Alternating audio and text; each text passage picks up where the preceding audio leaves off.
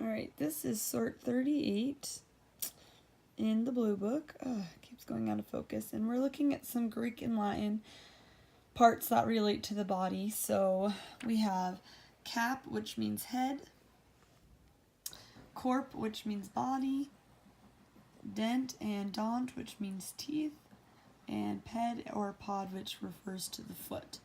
So I have tried to do it this way so that your words show up a little better, since green always has an issue. So here is your full sort. I'm hoping that those will show up a little clearer, and that you'll be able to see them. Okay, so now let's take a look at some of these. Break them down by section here. So we have in cap, which means head, we have these a couple words.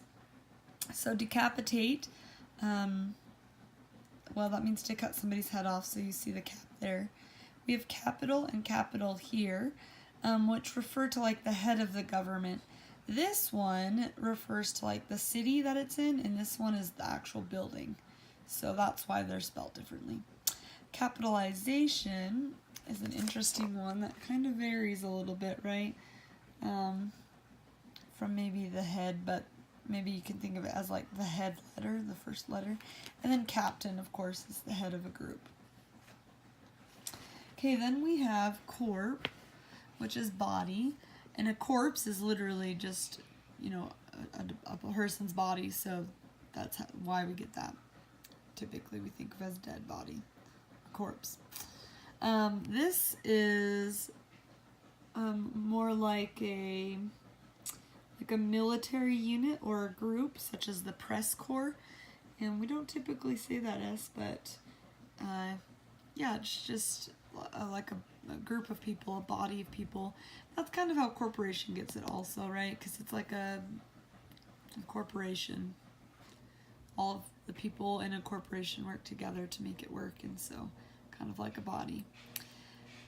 Corpulent actually is kind of a silly one, I'm sure, for you, but it refers to somebody, well, it just says the definition is fat.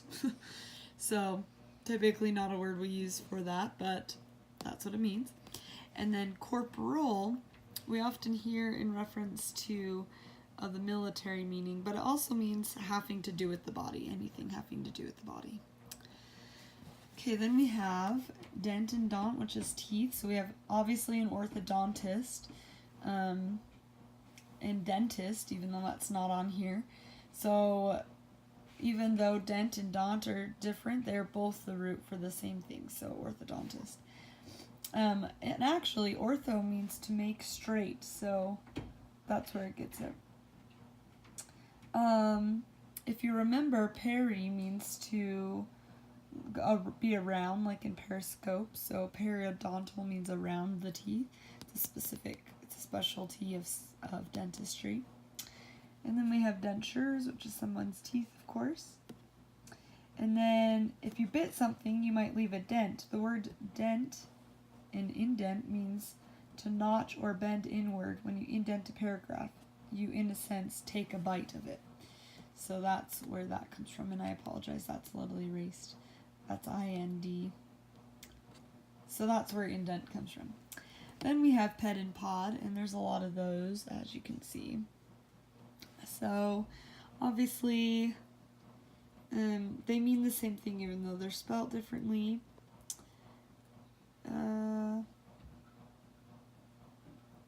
A lot of these are pretty straightforward, I feel like. Pedicure is when you go and get your feet taken care of, their nails done and everything. Same with, I'm not seeing the other one there. Okay. Cure actually though means to take care of, so that's where that comes from.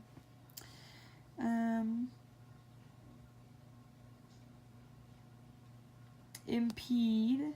Well, we actually had a very similar one in our grammar, so that's why. Centipede has 100 feet, impede to be in the way. Orthopedic and podiatrist have to do with people who work with feet. podium and pedestal, my connection would be that you're standing on it with your feet, and then a pedestrian walks across the street by foot. So you can see the connection in there. So that is your complete words. If you're not understanding one of them, feel free to post or ask a question on Google Class. Or post about it or look it up yourself. And that is our sort.